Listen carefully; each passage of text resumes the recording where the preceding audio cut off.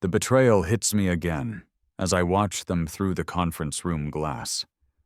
Sarah's laugh echoes through the hallway, the same laugh that used to be mine during our late-night strategy sessions.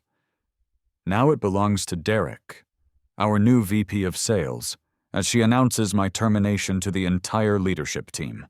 The metallic taste of betrayal floods my mouth as I realize she's not just firing me, she's performing for him. 6 months of secret meetings, stolen glances, and business dinners suddenly make perfect sense.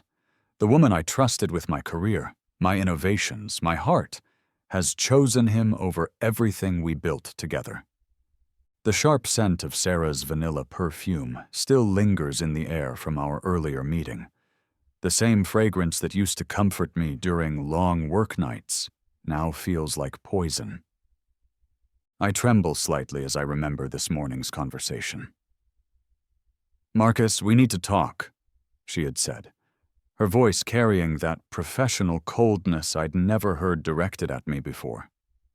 In her office, surrounded by the product prototypes we'd developed together, she delivered the death blow with surgical precision.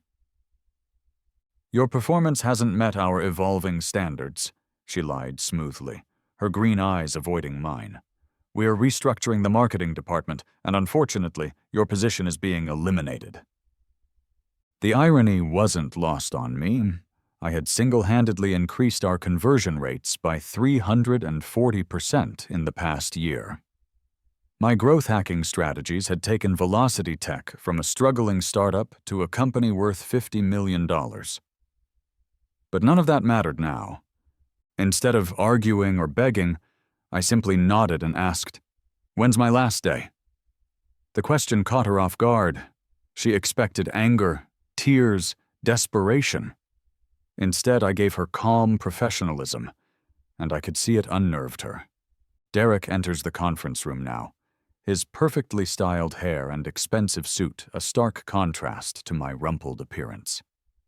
He places a possessive hand on Sarah's shoulder as she continues explaining my performance issues to the team.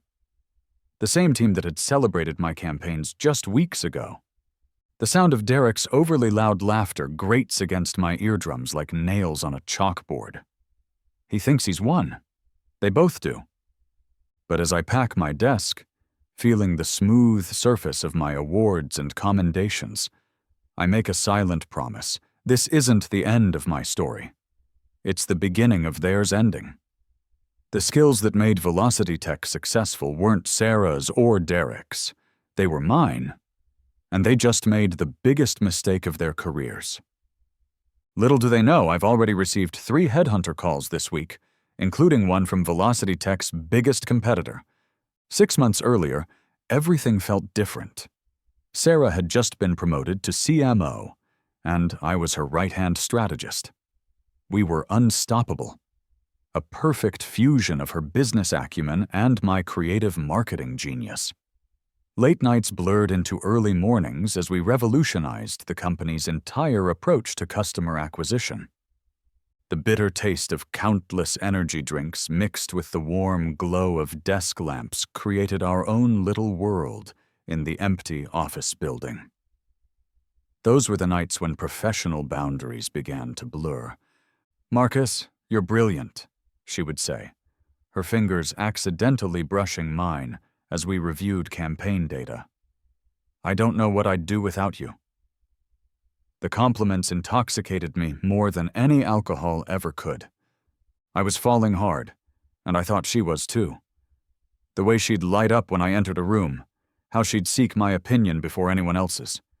The inside jokes that made us feel like conspirators in our own success story. When Velocity Tech's quarterly revenue doubled, she insisted we celebrate. Just the two of us. That night, over expensive wine, I made my move. Not romantically, professionally. I presented her with a comprehensive 50-page growth strategy that would take the company public within 2 years. "This is our future," I told her confidently, watching her eyes widen as she absorbed my vision. But Derek arrived 2 weeks later, hired directly by the CEO as VP of Sales. Tall, charismatic, with an MBA from Wharton and a track record at Fortune 500 companies.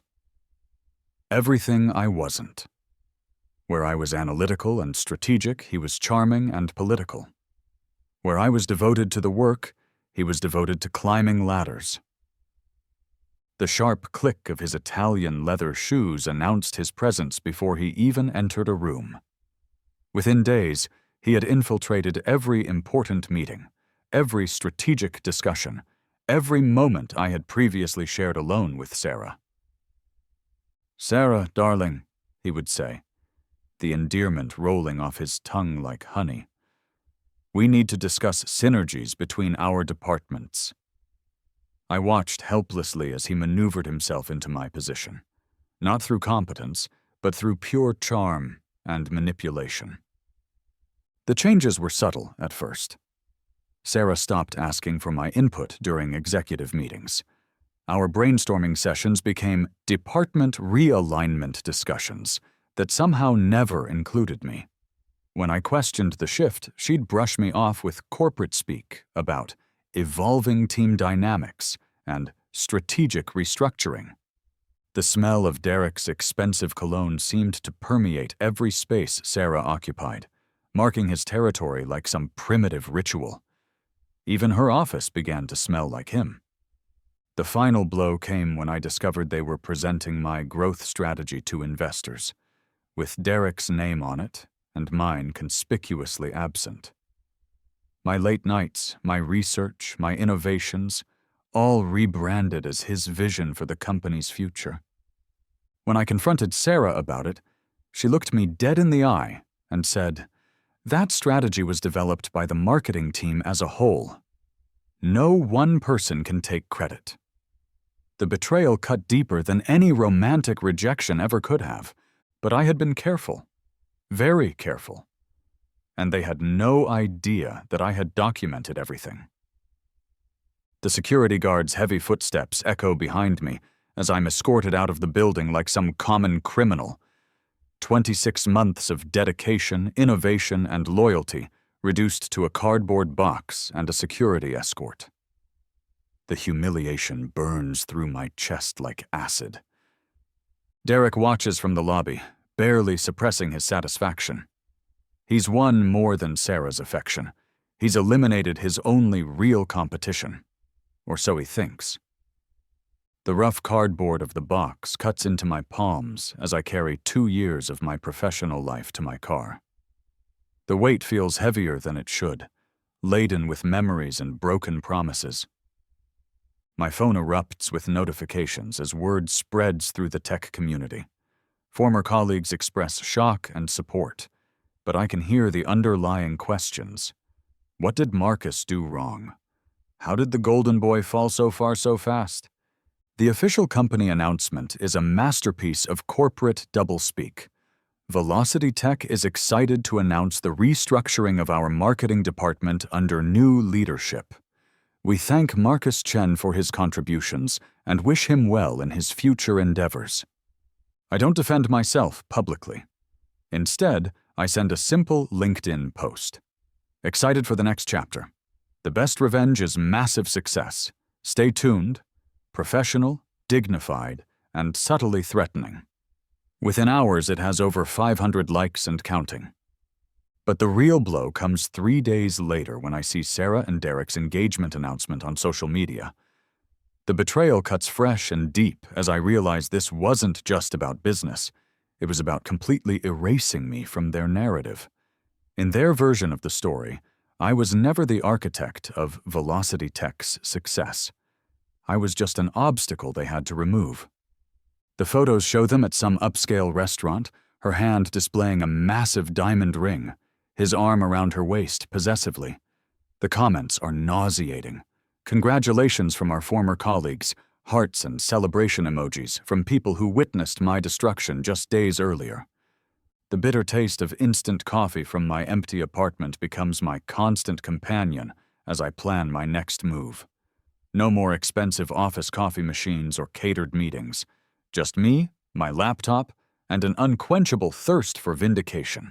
My savings account shows exactly $847.32, enough for maybe 2 months of rent if I'm careful. The irony isn't lost on me that the man who helped build a $50 million company is now counting coins for groceries. But desperation has a way of sharpening focus like nothing else can. The headhunter calls continue, but most opportunities feel like steps backward. Account executive positions, junior analyst roles, marketing coordinator jobs that pay half my previous salary. The tech industry is small, and Sarah's influence has clearly reached the right ears. Then Alexandra Voss calls, CEO of NextGen Dynamics, Velocity Tech's biggest competitor. Marcus. Her voice is crisp and businesslike. I think we should meet. I've been watching your work for quite some time, and I have a proposition that might interest you. The meeting is set for tomorrow at 2 p.m. As I hang up, I catch my reflection in my laptop screen. Tired, angry, but not broken. Not even close to broken.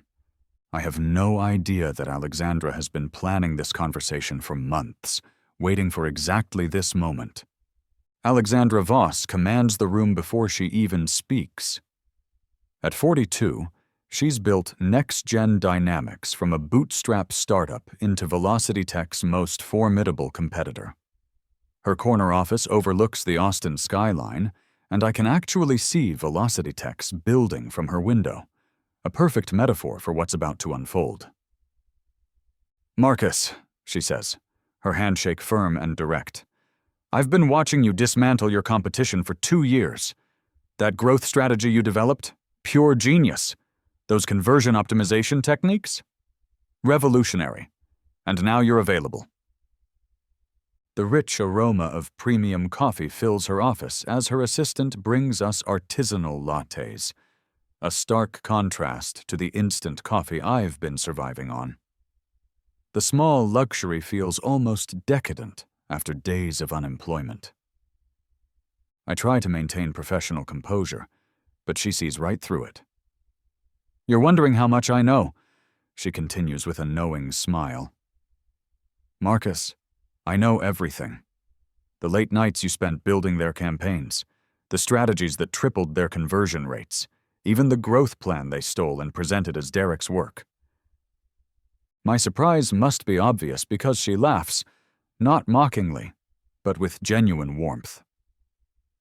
The tech community in Austin is smaller than people think. Sarah made some very public missteps, and Derek, well, let's just say his reputation preceded him from his last company. Instead of asking how she knows, I lean forward and ask, what exactly are you proposing? The question shows I'm interested but not desperate. Exactly the impression I want to give. I'm offering you the position of VP of Growth Strategy, she says without hesitation. Full equity package, salary that's 40% higher than what you were making, and complete autonomy over customer acquisition. But here's the real offer. I want you to help me obliterate Velocity Tech's market share. The words hang in the air like a challenge. This isn't just a job offer. It's a declaration of war, and she's asking me to be her general. The soft leather of her office chair creaks slightly as I lean back to process the magnitude of what she's suggesting. Through the window, Velocity Tech's building seems smaller somehow, more vulnerable. Why me? I ask, though I already know the answer. Because you understand their weaknesses better than anyone, she replies. You built their strengths, which means you know exactly how to exploit their vulnerabilities. Plus, you have something they don't, a personal investment in their failure. She slides a folder across her desk. Inside are detailed financial reports, market analysis, and strategic plans that make my head spin. NextGen is positioned perfectly to dominate the market Velocity Tech currently leads, but they need someone who understands the competition intimately. We launch our offensive in 60 days, Alexandra explains. New product suite, aggressive pricing strategy, and a marketing campaign designed to position Velocity Tech as outdated and overpriced. With your inside knowledge and my resources, we can capture 30% of their market share within 6 months. The timeline is aggressive, almost impossible. But as I study her plans, I begin to see how my strategies could amplify their impact exponentially. The same growth hacking techniques I developed for Velocity Tech could be reverse engineered to destroy them. I close the folder and meet her eyes directly. I need creative control over the marketing strategy and a guarantee that I'll be in the room when we present our Q3 results to the board. I want Velocity Tech to see exactly who's responsible for their decline. Her smile is predatory and approving. Done. But Marcus, understand this. What we're about to do will end careers. Sarah and Derek won't recover from this professionally. Are you prepared for that level of impact? The weight of my phone buzzes against my leg. A text message. Without looking, I know it's probably another rejection from a potential employer, another reminder of how thoroughly Sarah and Derek tried to bury my reputation. I think about Sarah's laugh in that conference room, Derek's possessive hand on her shoulder, the engagement photos that painted over my contributions like I never existed. The answer comes easily. They made their choice when they decided to erase me, I tell Alexandra. Now they get to live with the consequences. We shake hands, and I can feel the shift in my trajectory. This isn't just about a new job. It's about proving that loyalty and hard work still matter, that you can't just discard people without consequences. As I leave her office, I realize I haven't felt this energized since those late nights working with Sarah. Except now, all that energy is focused on her destruction. My new office at NextGen feels like a war room. 3 monitors, multiple whiteboards covered in strategic diagrams, and a direct view of Velocity Tech's headquarters. Alexandra wasn't kidding about the symbolism. Every day I can see the target of our campaign. The first week is intense orientation and intelligence gathering. I devour every piece of market research, financial report, and competitive analysis NextGen has accumulated. Their resources are impressive, but what they lack is intimate knowledge of Velocity Tech's internal weaknesses. The steady clicking of my mechanical keyboard becomes my constant companion as I work 18-hour days, building the foundation for our assault. The sound is rhythmic, almost meditative, as I craft strategy after strategy. My new team is small but elite. 4 data analysts, 2 UX designers, and a content strategist who previously worked at Google. When I present my preliminary plans, the room falls silent. What I'm proposing isn't just aggressive, it's surgical. We're not going to attack Velocity Tech broadly, I explain, commanding the room's attention. We're going to target their 3 biggest weaknesses: customer retention, enterprise sales, and their over-reliance on Derek's personality-based selling approach. I've prepared detailed dossiers on every key Velocity Tech employee, including psychological profiles and strategic vulnerabilities. When my team sees the depth of my preparation, I watch their respect level shift noticeably. The first phase involves infiltrating Velocity Tech's customer base through targeted competitor analysis. Using the same growth hacking techniques I developed for them, I identify their highest value clients and map their satisfaction levels through social media monitoring and industry networking. What I discover is remarkable and predictable. Since Derek took over sales and Sarah focused on internal politics, customer satisfaction has dropped 23%. Their enterprise retention rate is hemorrhaging, and their biggest clients are actively exploring alternatives. The sharp scent of dry erase markers fills the air as I map out customer migration patterns on the whiteboard. Each data point represents a vulnerable relationship, a potential conversion opportunity, My second week brings an unexpected gift. Former Velocity Tech employees start reaching out. News of my hiring has spread through the industry, and suddenly I'm receiving messages from analysts, developers, and account managers who left the company after my termination. "Marcus, you need to know what's happening over there," texts Jennifer from accounting.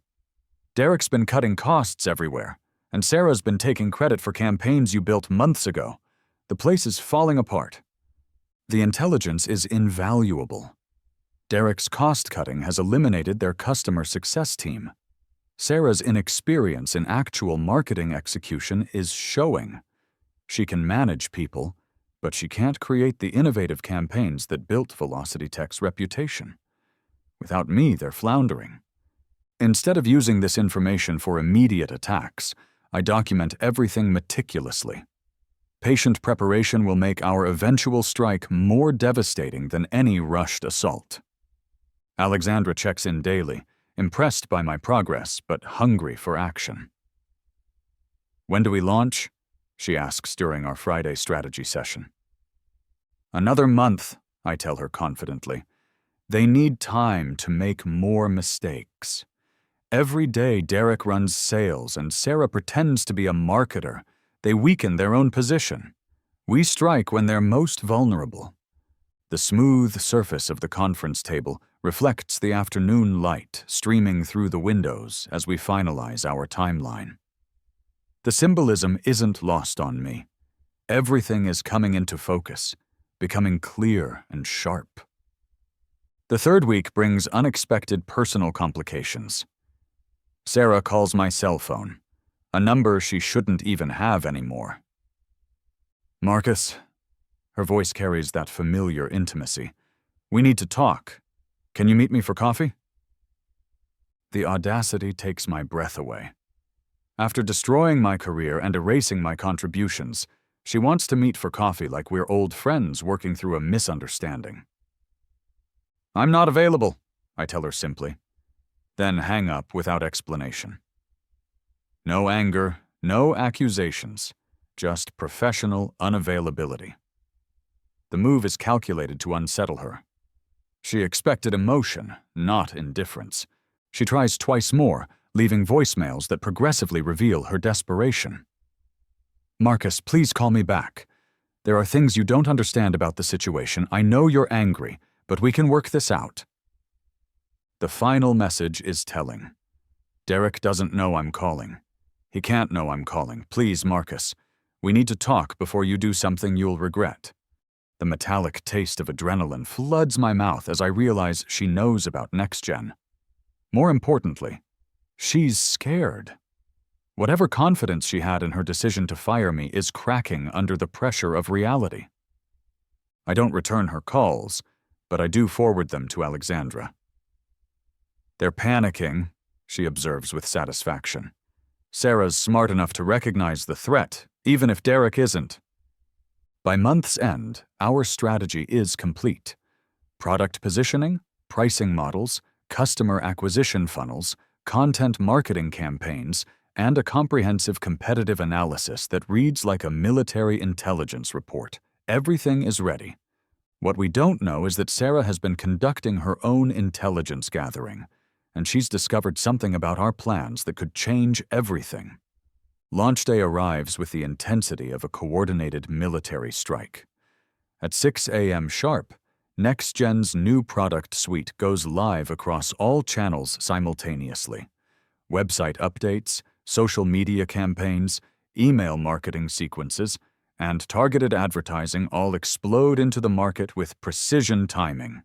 Alexandra and I watch from the command center we've established in the main conference room.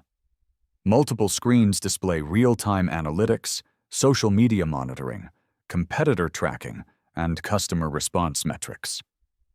It's like watching a perfectly orchestrated symphony of destruction. The constant hum of servers and workstations creates an almost electric atmosphere as our team monitors every metric. The sound of success has its own frequency, and right now, we're conducting the orchestra. The first indication of impact comes within 2 hours.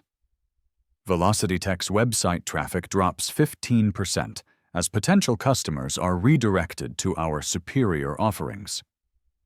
Their social media engagement plummets as our content marketing campaign dominates the industry conversation with insider insights and strategic revelations. "Look at this," my content strategist calls out, pointing to her monitor. Our Why Your Current Solution is Failing You article is trending on LinkedIn. It's being shared specifically by VelocityTech's existing customers. The article is my masterpiece, a comprehensive breakdown of industry best practices that subtly but definitively positions VelocityTech's approach as outdated and ineffective. Without mentioning them by name, it demolishes every strategic decision Derek has made in the past 4 months. I've embedded case studies that clearly reference VelocityTech's public clients, showing exactly how our approach would improve their results. It's not just marketing, it's a public dissertation on their incompetence. By noon, our customer service team reports 12 inquiries from VelocityTech's existing clients asking about migration options. These aren't random leads. These are their highest value enterprise accounts, worth millions in recurring revenue. The sharp ring of phones throughout the office creates a constant soundtrack of opportunity as qualified leads pour in at unprecedented rates. Each call represents not just new business for us, but lost revenue for them. Alexandra is electric with excitement. "Marcus, this is extraordinary. We've generated more qualified enterprise leads in 6 hours than we typically see in a month. The strategy is working perfectly." But the real victory comes at 3 p.m. when my former colleague Jennifer texts me. "Emergency all-hands meeting called. Derek looks like he's about to have a breakdown. Sarah locked herself in her office and won't come out." The satisfaction is intoxicating. 6 months of planning, preparation, and patience are paying off exactly as calculated. But this is just the opening move. Phase 2 launches at 4 p.m., our pricing announcement. Not only are we offering superior functionality, we're doing it at 30% below VelocityTech's current rates. The math is devastating. Better product, lower price, backed by superior customer service and account management. The smooth click of my mouse as I personally post the pricing announcement feels weighted with significance. This single click represents months of financial modeling and strategic positioning designed to make VelocityTech's offerings financially indefensible. The industry response is immediate and brutal. Within an hour, 3 major tech publications have published comparison articles. TechCrunch's headline reads, "NextGen Dynamics disrupts market with superior solution at revolutionary pricing." The article specifically mentions how their approach addresses common complaints about legacy providers in the space, a clear reference to VelocityTech without legal liability. My phone erupts with notifications as former colleagues, industry contacts, and potential customers reach out. The consensus is clear. NextGen has just fundamentally shifted the competitive landscape, and VelocityTech is on the wrong side of the disruption. I don't respond to any congratulatory messages. Professional silence after a successful launch creates more impact than celebration. People notice restraint, and it builds mystique around our next moves. At 6 p.m., Sarah calls again. This time I answer. "Marcus?" Her voice is strained, barely controlled. "We need to stop this. What you're doing isn't just business, it's personal, and you know it." "What I'm doing," I reply calmly, "is exactly what you taught me. I'm putting the company's interests first, optimizing for growth, and eliminating competition. Isn't that what you said when you fired me?" The silence stretches between us, heavy with unspoken accusations and mutual recognition of the warfare we're now engaged in.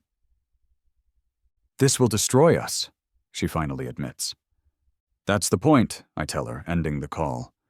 The soft thud of my phone hitting the desk feels final. definitive. That conversation was closure, not just for today's launch, but for everything that came before.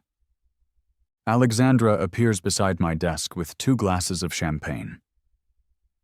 "To phase 1, she toasts, her eyes bright with anticipation for what comes next. As we drink, I watch the sun set over Austin's skyline, Velocity Tech's building silhouetted against the orange sky. Tomorrow brings phase 2 of our campaign, but tonight belongs to savoring this moment. The first day of their downfall and my vindication. What I don't know is that Sarah has spent the afternoon making desperate calls to investors, board members, and industry contacts, trying to build a coalition against NextGen's assault. By tomorrow morning, the war will escalate beyond anything I've prepared for. The counterattack comes faster than expected. I arrive at NextGen Tuesday morning to find Alexandra in her office at 6 a.m. Phone pressed to her ear, her expression grim. Through the glass, I can see tension radiating from her posture. "Marcus," she calls as she hangs up, "we need to talk. Now." The bitter taste of morning coffee turns sour in my mouth as I recognize the tone. Something has gone wrong. Badly wrong. In her office, Alexandra slides a tablet across her desk showing TechCrunch's latest article. Velocity Tech secures $15 million emergency funding round, plans aggressive expansion. The article details how Sarah and Derek worked through the night to secure emergency investment from 3 major VC firms, positioning the funding as strategic expansion capital rather than defensive maneuvering. "They're not just surviving our attack," Alexandra explains, her voice tight with frustration. "They're using it as proof they need more aggressive growth capital. Sarah convinced their investors that our success validates the market size and profitability potential. The betrayal of it hits me like a physical blow. Sarah has managed to spin our assault into her victory narrative, convincing investors that competition proves market viability rather than exposing her incompetence. Instead of panicking, I lean back and study the article more carefully. This is actually better for us, I tell Alexandra, watching her surprise. Emergency funding means desperation. 15 million sounds impressive, but it's not enough to fix their fundamental problems. It just gives them rope to hang themselves with. But the real shock comes in the article's final paragraph. Velocity Tech also announced the hiring of Jennifer Martinez as VP of Customer Success and Dr. Richard Kim as Chief Technology Officer, both poached from competitor NextGen Dynamics. My blood runs cold. Jennifer, my inside source, the person feeding me intelligence about Velocity Tech's vulnerabilities, has been a double agent.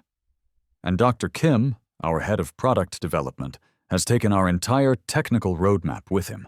The sharp sound of shattering glass fills the office as Alexandra hurls her coffee mug against the wall. The violence of the gesture matches the rage building in my chest. Sarah played us, I realize aloud. Jennifer wasn't just reporting Velocity Tech's problems to me. She was reporting our strategies back to them. And Kim. I trail off, understanding the full scope of the betrayal. Alexandra's phone rings. Our head of legal. The conversation is brief and brutal.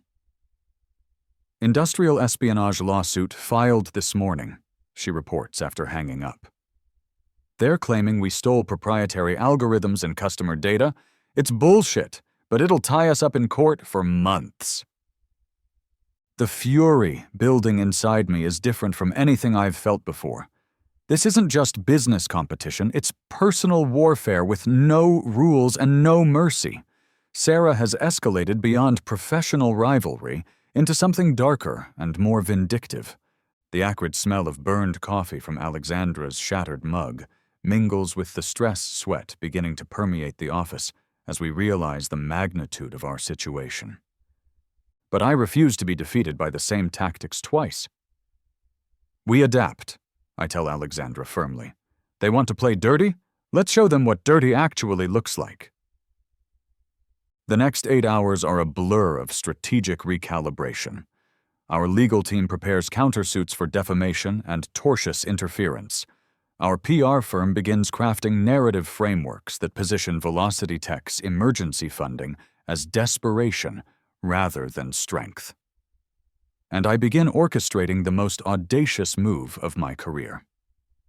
While everyone else focuses on damage control, I'm quietly reaching out to Velocity Tech's largest customers, not to steal them, but to offer them something more valuable: truth. I begin providing detailed analysis of how their current solutions are underperforming and what they should be demanding from any vendor. The response is immediate and devastating for Velocity Tech. Their enterprise clients don't just start questioning their contracts. They begin demanding performance audits and service-level improvements that Velocity Tech simply cannot deliver. By 3 p.m., our customer service team reports 15 new enterprise inquiries, but more importantly, 6 Velocity Tech clients have demanded contract renegotiations based on industry best practices outlined in my analysis reports. The steady rhythm of typing fills the office as our entire team works in synchronized focus, each person executing their piece of our adapted strategy with military precision. At 4 p.m., Sarah calls again. This time her voice carries a different quality. Not desperation, but something closer to respect. "You're not going to stop, are you?" she asks without preamble. "Did you think I would?" I reply.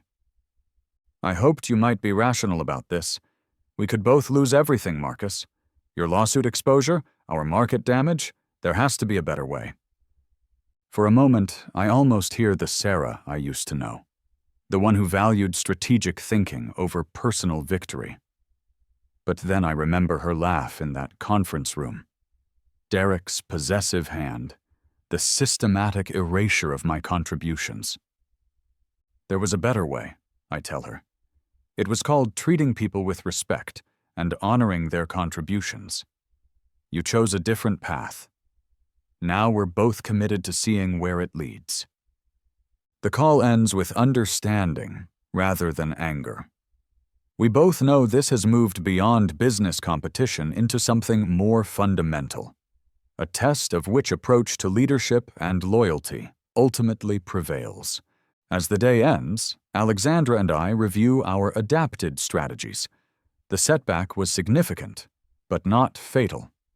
If anything, Velocity Tech's escalation has liberated us from any pretense of genteel competition.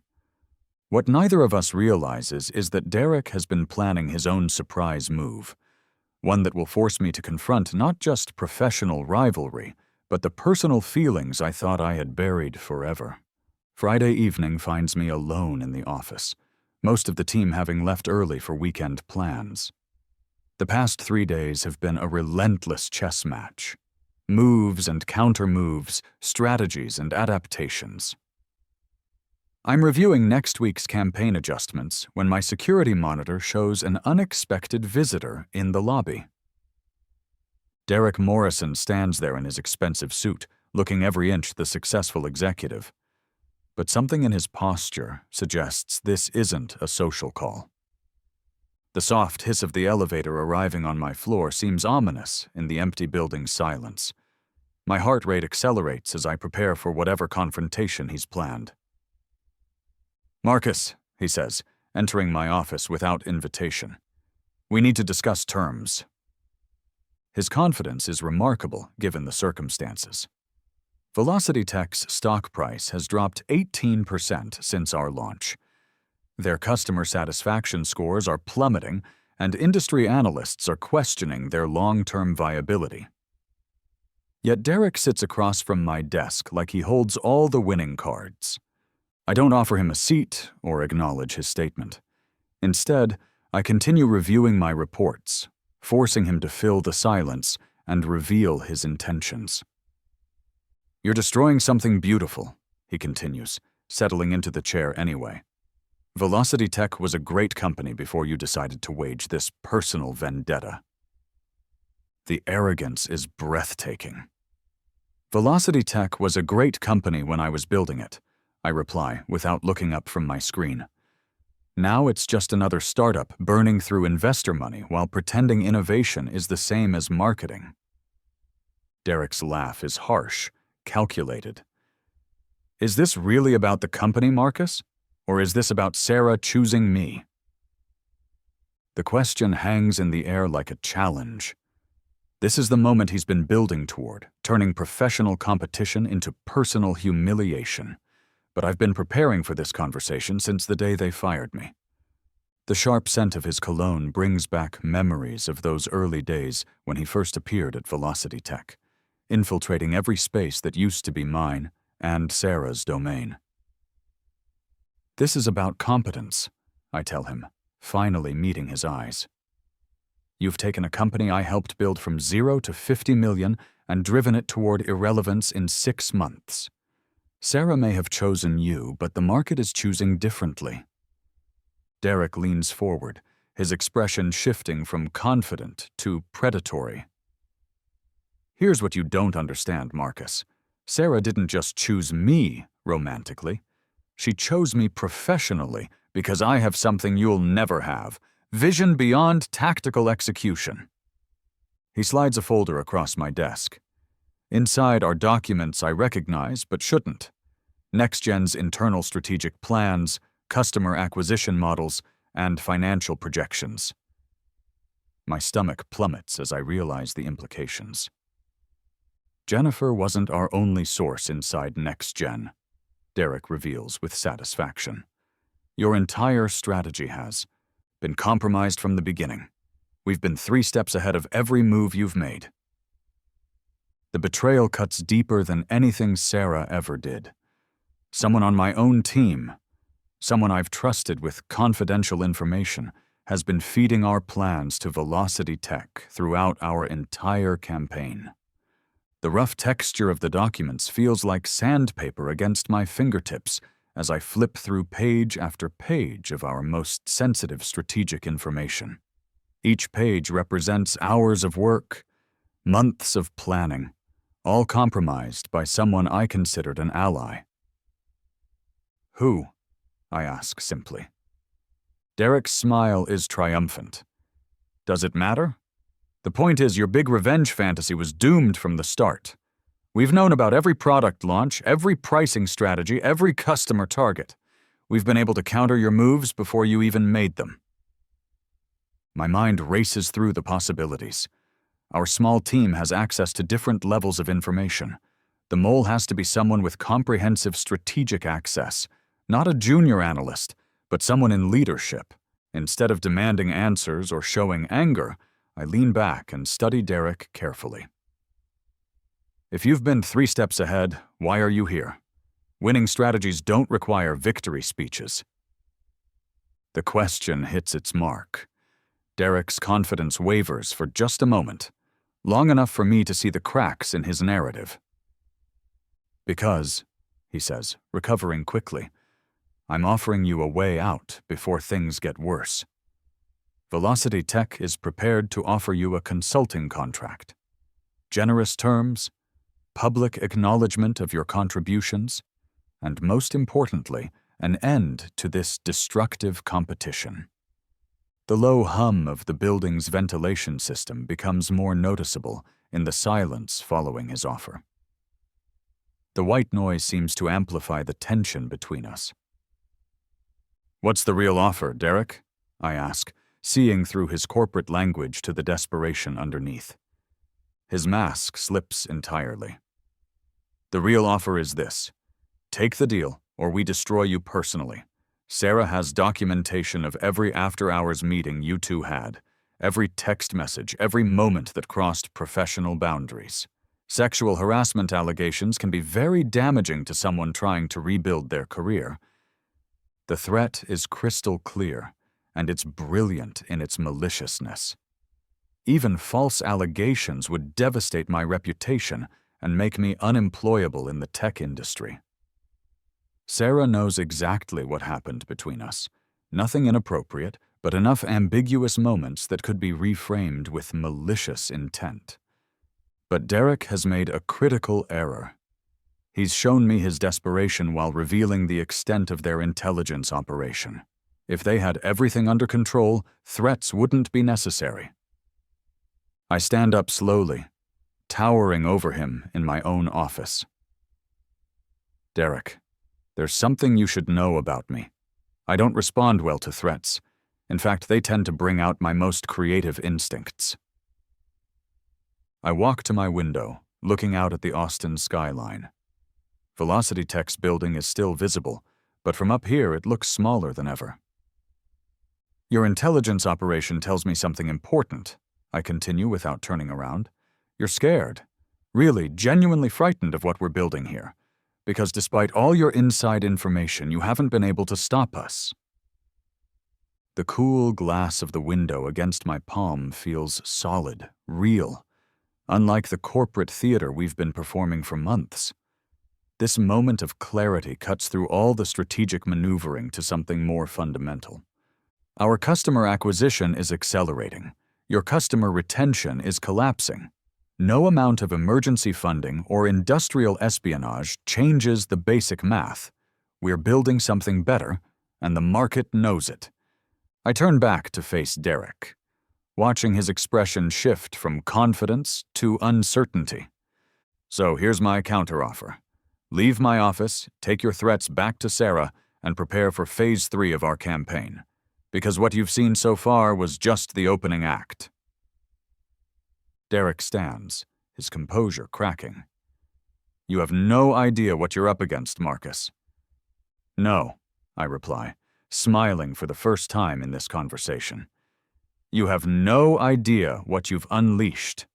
As Derek leaves, I'm already planning how to turn his visit into our greatest advantage yet, because he's just revealed something about Velocity Tech's vulnerability that changes everything. Saturday morning brings unexpected clarity. Derek's threats have inadvertently given me the most valuable intelligence of our entire campaign. Velocity Tech is operating from a position of fear, not strength. Their espionage operation isn't evidence of strategic superiority, it's proof of desperate reactive thinking.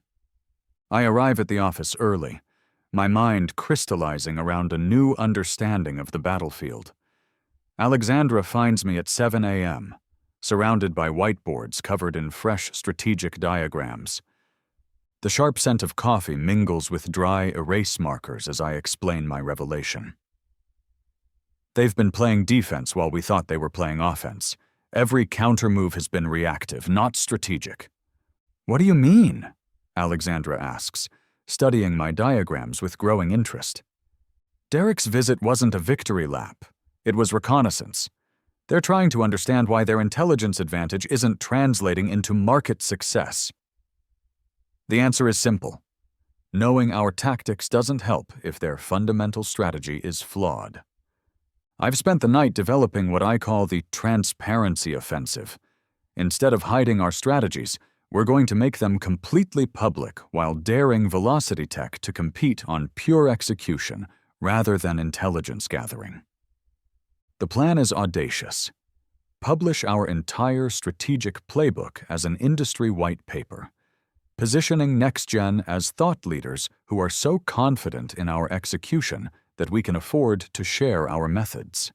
It's the ultimate power move, showing the market that our success isn't based on secret tactics, but on superior capability. The satisfying click of keyboard keys fills the room as I begin drafting The Future of Customer Success, a strategic framework for market disruption. Every section is designed to educate the industry while simultaneously highlighting Velocity Tech's strategic failures. By noon, I've identified our mole through a clever process of compartmentalized information. I create slightly different versions of fake strategic updates and send them to different team members. Whichever version appears in Velocity Tech's counter-strategies will reveal our traitor. The answer comes by Monday afternoon. David Kim, our head of analytics. The same person who helped develop our customer acquisition models has been selling our insights to Derek for weeks. The betrayal stings, but it also provides opportunities. Instead of firing David immediately, I feed him specially crafted disinformation designed to send Velocity Tech's strategy in exactly the wrong direction. If they want inside information, I'll give them information that destroys their ability to compete effectively. Tuesday brings the white paper's publication. The Future of Customer Success is released simultaneously through Harvard Business Review, TechCrunch, and 3 major industry publications. The response is immediate and overwhelming. The constant ping of notifications from my phone creates a rhythm of vindication as industry leaders, potential customers, and competitors respond to our strategic transparency with admiration and alarm. The white paper doesn't just outline NextGen's approach. It provides a comprehensive framework that any company can use to evaluate their current strategies. The implications for Velocity Tech are devastating. Every one of their clients now has a roadmap for assessing whether they're receiving optimal service. Within hours, Velocity Tech's customer service team is overwhelmed with clients demanding strategy reviews based on the framework we've published. They're forced to defend their approaches against criteria designed to highlight their weaknesses. But the real masterstroke comes Wednesday when Sarah calls, her voice carrying a tone I've never heard before. Something between rage and respect. "The white paper is brilliant," she admits without preamble. "You've positioned us as either incompetent or deliberately withholding best practices from our clients. Either way, we look terrible." "That wasn't the intention," I lie smoothly. "We're just trying to advance industry standards." The smooth surface of my desk feels cool against my palm as I lean forward, savoring this moment of acknowledged victory. Her admission is more satisfying than any revenge fantasy I'd imagined. "Cut the bullshit, Marcus. You've weaponized thought leadership. Our board is demanding explanations for why we're not implementing the strategies you've outlined. Strategies that, frankly, we can't implement because we don't have your expertise." The satisfaction is intoxicating. She's just admitted that Velocity Tech's current leadership lacks the capability to execute the strategic vision I developed for them. Without me, they're not just struggling, they're fundamentally inadequate. "Sarah, if Velocity Tech is having trouble implementing industry best practices, perhaps you need to examine your strategic capabilities. The framework isn't proprietary, it's just good business." Thursday brings news that transforms our campaign from business competition into industry legend. 3 of Velocity Tech's largest enterprise clients have terminated their contracts, specifically citing failure to meet the standards outlined in our white paper. The financial impact is catastrophic. Over $8 million in annual recurring revenue lost in a single day. The celebratory champagne Alexandra opens fills the office with effervescent anticipation as we realize we've achieved something unprecedented, using intellectual leadership to force a competitor's clients to fire them. But Friday brings the revelation that changes everything. David Kim, attempting to maintain his cover as our mole, shares intelligence that stops me cold. Velocity Tech is planning to acquire 2 of their competitors next week, positioning themselves as the industry consolidator despite their recent struggles. The strategy is brilliant and terrifying. Instead of trying to compete with us on capabilities, they're using their emergency funding to buy market share and position themselves as the inevitable industry winner. If successful, it would make our strategic advantages irrelevant. Instead of panicking, I see the opportunity Derek and Sarah have inadvertently created. Their acquisition strategy requires presenting themselves as financially strong and strategically sound. Our job is to ensure the market sees the truth before they can complete their deals. I spend Friday night crafting what will become known as the Austin Analysis, a detailed examination of Velocity Tech's financial health, strategic capabilities, and acquisition motivations. Unlike our previous attacks, this isn't marketing warfare. It's investigative journalism backed by financial analysis and strategic insight. The bitter taste of late-night coffee fuels my concentration as I work through dawn, building an irrefutable case that Velocity Tech's acquisition strategy represents desperation rather than strength. Saturday morning, I send the analysis to 3 investigative journalists who specialize in tech industry coverage, along with all the documentation necessary to verify my claims independently. By Monday, Velocity Tech's acquisition plans will face public scrutiny that could destroy not just their deals, but their credibility as a viable company. But Sarah has one final card to play, one that will force me to choose between complete victory and something I didn't realize I still wanted. Monday morning explodes with revelation. The Austin Business Journal's front page features my analysis under the headline, Velocity Tech's Acquisition Strategy, Growth or Desperation. By 9 a.m., both potential acquisition targets have postponed their meetings pending additional due diligence. I'm reviewing the media coverage when Alexandra appears in my doorway, her expression unreadable.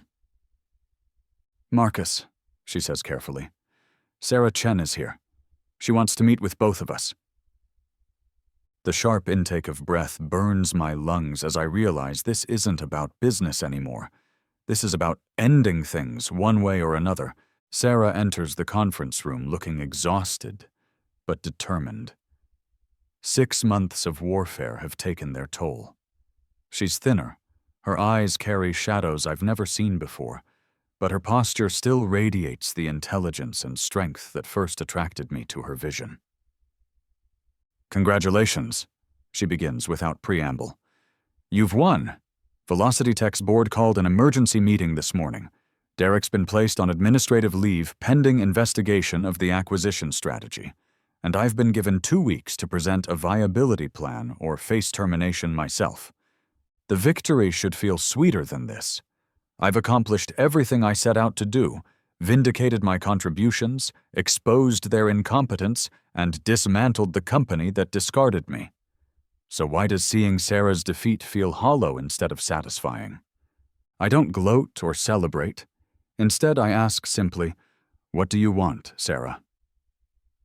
"I want to offer you something I should have offered 6 months ago," she replies, meeting my eyes directly. "Partnership. Real partnership, not the hierarchical relationship we had before." Alexandra shifts beside me, clearly uncomfortable with the direction of this conversation. "Sarah, I think you're confused about the power dynamics here. Marcus works for NextGen now." "No," Sarah continues, ignoring Alexandra entirely. "I'm offering him the chance to rebuild Velocity Tech the right way. As co-CEO, with full strategic authority and equity participation. Everything we talked about in those late-night sessions, everything we planned, we could still build it." The familiar scent of her vanilla perfume brings back memories of those collaborative nights when we dreamed about transforming the industry together. The nostalgia hits harder than I expected, weakening my resolve in ways I thought impossible.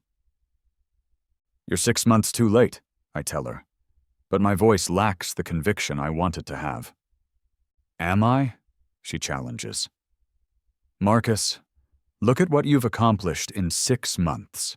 You've proven everything I always believed about your capabilities. You've built something extraordinary here. But imagine what we could build together with Velocity Tech's resources and market position." The offer is intoxicating in its audacity.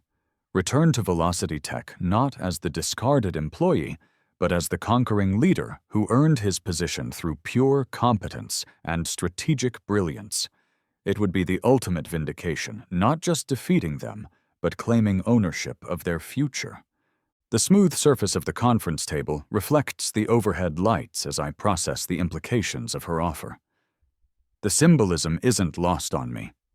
Everything coming full circle to this moment of choice. "What about Derek?" I ask. "Derek is finished," she replies without emotion. "The board recognizes that his leadership has been catastrophic. His acquisition strategy was the final proof they needed that he lacks strategic vision." Alexandra interrupts forcefully. "Marcus, this is insane. You can't seriously be considering abandoning everything we've built here to go back to the company that destroyed your career." But Sarah isn't finished. "There's something else you need to know. Something I couldn't tell you before." She slides a folder across the table.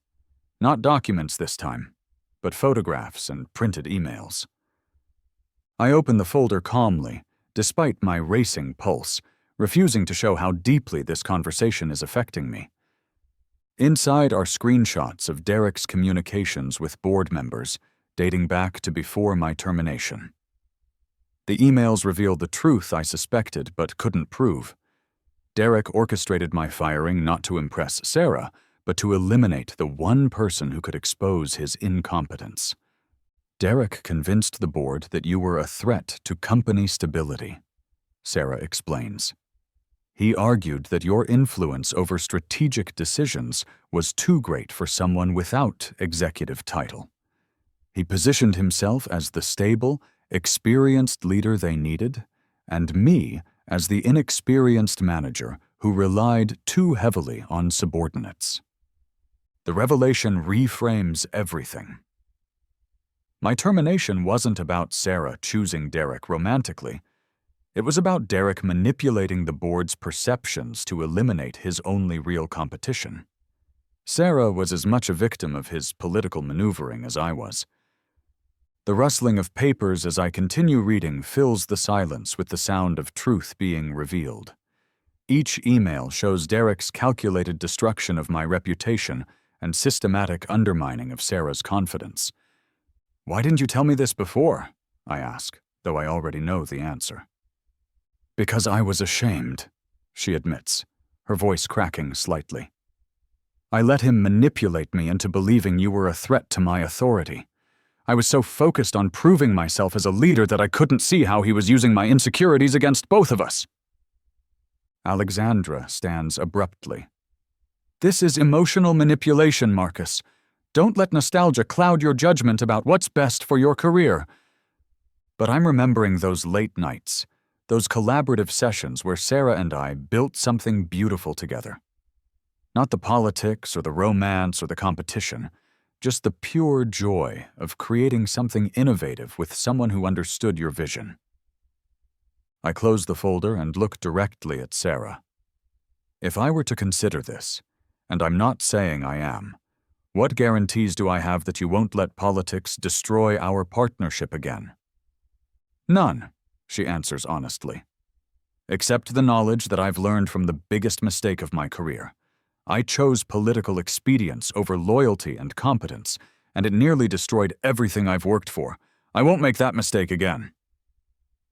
The distant sound of traffic from the street below provides a constant reminder that life continues outside this moment of decision, regardless of what choice I make. The silence stretches as I weigh everything. The satisfaction of completing my revenge, the security of my position at NextGen, the potential of rebuilding something greater with Sarah, and the risk of repeating past mistakes. "I need time to think," I tell them both. Sarah nods, understanding. "I'll be at the Driscoll Hotel bar tonight at 8. If you decide you want to rebuild something better than revenge, I'll be there." After she leaves, Alexandra confronts me directly. "Marcus, tell me you're not seriously considering this." "I'm considering everything," I reply honestly. 6 months ago, I wanted to destroy Velocity Tech. Now I have the opportunity to own it.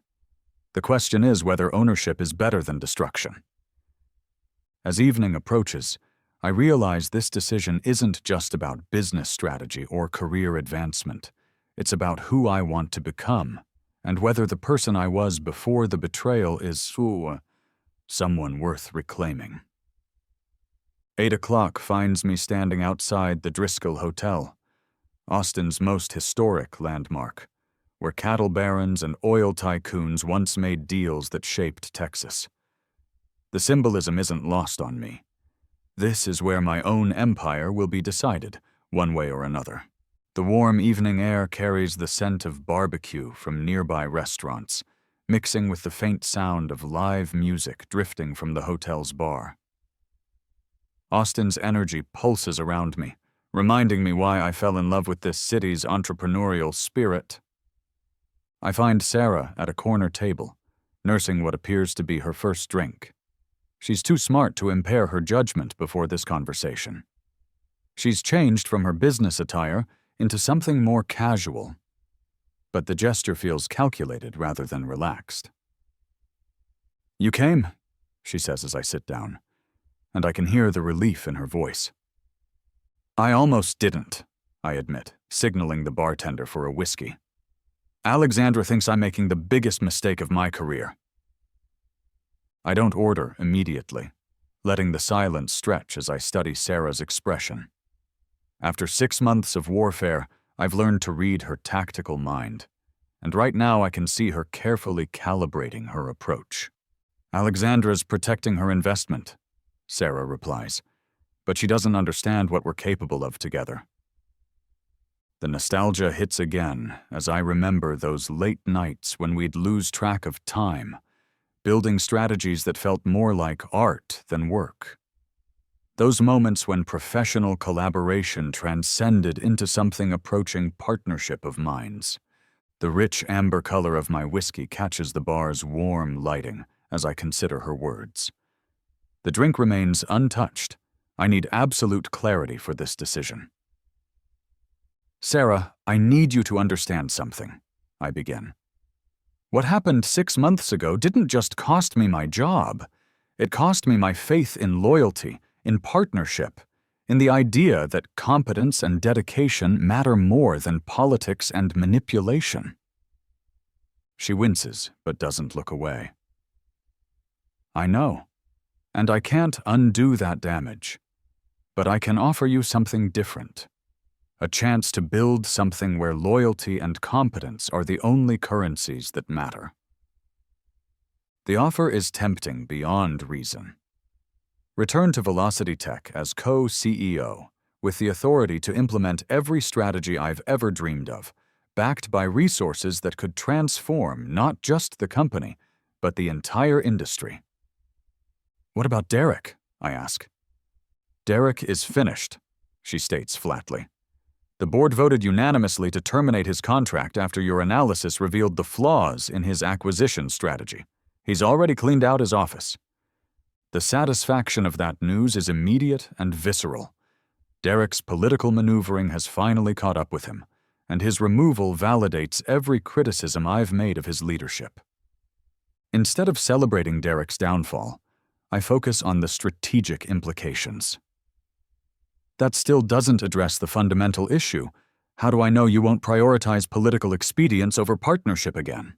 Sarah leans forward, her green eyes intense with conviction.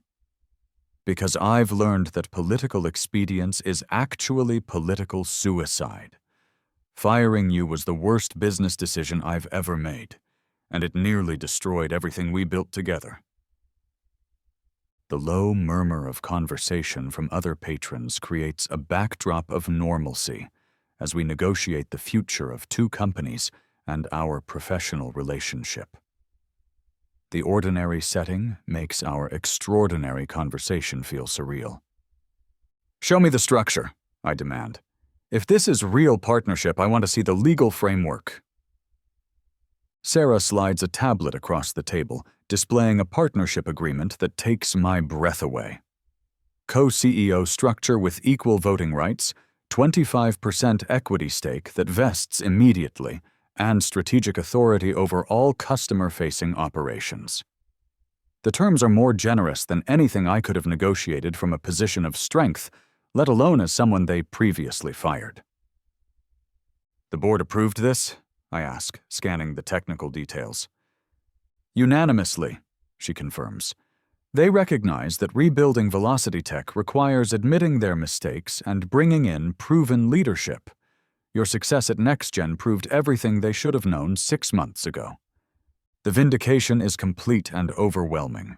The same board that approved my termination is now begging for my return on terms that acknowledge my true value. It's everything I wanted when I first started planning my revenge. But as I study the agreement, I realize something has changed in me over these 6 months. The man who was fired from Velocity Tech wanted vindication and recognition. The man sitting here now wants something more fundamental, the ability to build something meaningful without constantly watching for political knives. I close the tablet and meet Sarah's eyes directly. I need one more thing that can't be put in a contract. What? I need you to tell me why you really chose Derek over me back then. Not the official reasons, not the board politics, the real reason. Sarah's composure cracks slightly, revealing the vulnerability she's been hiding behind professional competence. Because I was terrified of what I felt working with you. The partnership was becoming something more than professional, and I didn't know how to handle that complexity. The sudden chill from the bar's air conditioning raises goosebumps on my arms as her admission hangs between us. The physical discomfort mirrors the emotional tension of this moment. Derek represented safety, she continues. Professional distance, clear hierarchies, no emotional complications. I chose the path that felt less risky personally, even though it was catastrophic professionally. The honesty is brutal and unexpected. She's admitting that our partnership's potential scared her into making decisions that nearly destroyed both of our careers. And now? I ask. Now I've learned that trying to avoid emotional complexity doesn't eliminate it. It just ensures you make worse decisions. The partnership we had was special because of the connection, not despite it. My phone buzzes with a text from Alexandra. Whatever decision you make it for the right reasons. But remember, you've already proven you don't need them. The message crystallizes my understanding of the choice I'm facing. This isn't about returning to Velocity Tech or staying at NextGen. It's about choosing between guaranteed success built on revenge and uncertain potential built on renewed partnership. The weight of my phone in my hand feels significant as I consider Alexandra's words. She's right. I don't need Velocity Tech anymore. I've proven my worth independently, which means any decision to return must be based on potential, not vindication. Sarah, I say finally, 6 months ago you fired me to eliminate a threat to your authority. Now you're offering me equal authority to solve your problems. The irony is perfect. She nods, understanding the weight of that irony. But here's what you need to understand, I continue. If I take this offer, it's not because I need vindication, or because I want revenge. It's because I believe we can build something extraordinary together. Something worth the risk of trusting again. I stand up, leaving the partnership agreement on the table between us. I'll give you my answer tomorrow morning. But Sarah, this is the last time either of us gets to make this choice. If we do this, we do it right, or we destroy each other completely. As I walk away, I realize that the decision I make will define not just my career, but the kind of person I choose to become. Someone driven by revenge, or someone willing to risk everything for the possibility of building something greater than individual success. The Velocity Tech boardroom feels different now. 6 months after accepting Sarah's partnership offer, I sit at the head of the conference table reviewing our Q3 results with a satisfaction that transcends simple revenge. The numbers tell a story of redemption, transformation, and unprecedented growth. The rich leather scent of new executive chairs mingles with the aroma of premium coffee as our expanded leadership team prepares for the quarterly presentation. Everything about this room reflects our company's evolution from desperate survival to market dominance. Revenue up 340% year over year, Sarah announces to the board, her voice carrying pride and vindication.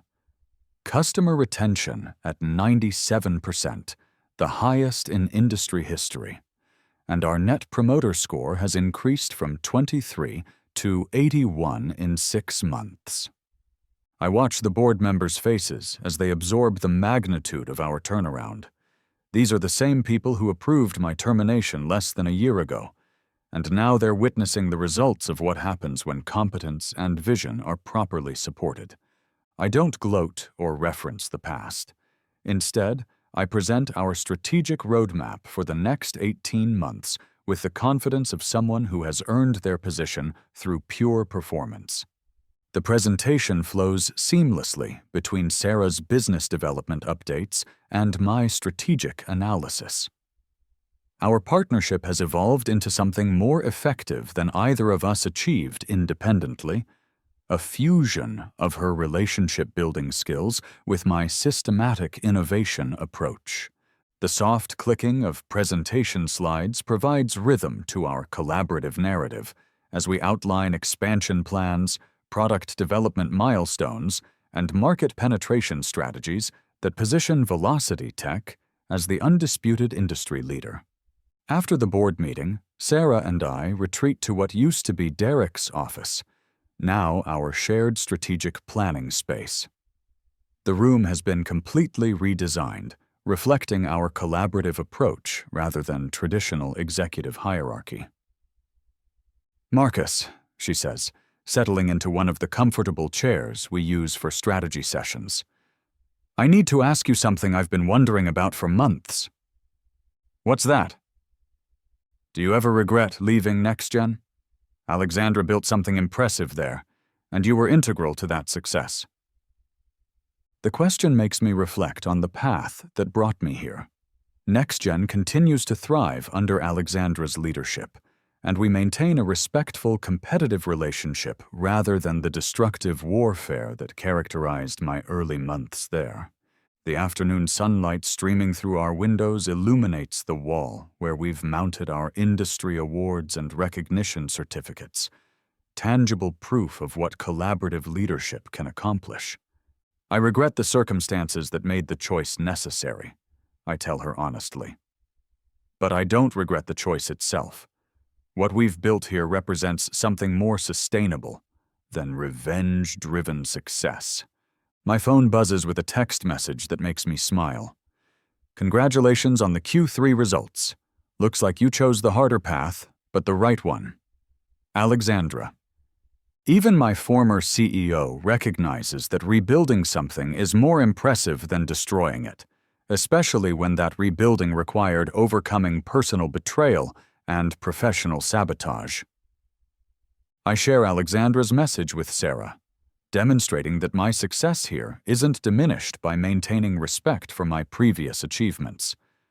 Professional maturity means building bridges, not burning them. "There's something else," Sarah continues, her tone shifting to something more personal. "The board has approved our recommendation for the VP of Strategic Innovation position." She slides an offer letter across our shared desk. The name at the top makes me pause in genuine surprise. Jennifer Martinez, my former colleague who had been feeding information to Derek during the early days of our corporate warfare.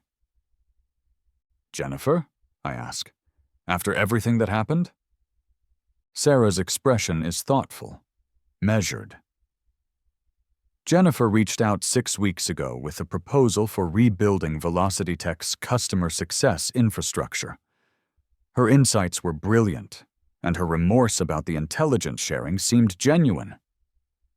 The smooth paper of the offer letter feels substantial as I read through Jennifer's proposed strategic framework. Despite our complicated history, her analysis is exactly what we need to solidify our market position. She specifically requested the opportunity to work under your leadership, Sarah adds. She said she wanted to learn what real strategic thinking looked like, as opposed to the political maneuvering she got caught up in with Derek. The decision represents the ultimate test of whether I have truly moved beyond revenge-driven thinking. Jennifer's betrayal was personal and professional, but her strategic capabilities are undeniable, and her desire for redemption seems authentic. Schedule an interview, I decide. But make it clear that past mistakes aren't automatically forgiven. They have to be earned back through consistent performance and loyalty. The conversation is interrupted by my calendar reminder. The industry conference where I'm delivering the keynote address on leadership through transformation. The irony isn't lost on me that I'm speaking about transformation to an audience that includes many people who witnessed my very public fall and rise. The familiar weight of my presentation clicker in my hand brings back memories of those early days building Velocity Tech's first major campaigns. The confidence I feel now is earned rather than inherited, tested through adversity rather than assumed through title. As evening approaches, Sarah and I finish reviewing tomorrow's strategic initiatives. Our working relationship has evolved into something more effective than our original collaboration, partnership informed by mutual respect for what we've each overcome to reach this point. "Marcus," Sarah says as we prepare to leave, "there's one last thing I want you to know." "What's that?" "Derek called this morning. He's been following our success, and he wanted to apologize." The revelation is unexpected but not unwelcome. Derek's acknowledgement that his political maneuvering was destructive represents closure of a kind, though his opinion no longer carries the weight it once did. "I hope he's learned something from the experience," I reply simply. "Everyone deserves the chance to grow from their mistakes." As I drive home through Austin's vibrant downtown, I pass NextGen's building where I once plotted Velocity Tech's destruction. The sight brings not regret, but satisfaction. Both companies are thriving, both teams are successful, and the industry is stronger for having multiple innovative leaders pushing each other toward excellence. The evening air through my car windows carries the sounds and scents of a city full of ambitious entrepreneurs, dreamers, and builders.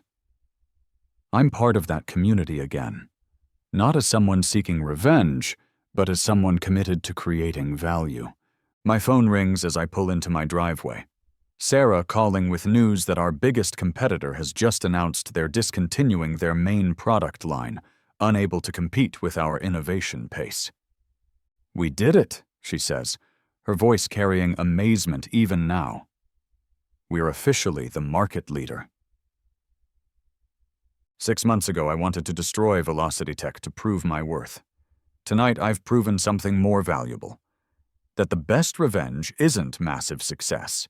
It's massive transformation that lifts everyone involved to heights they never thought possible.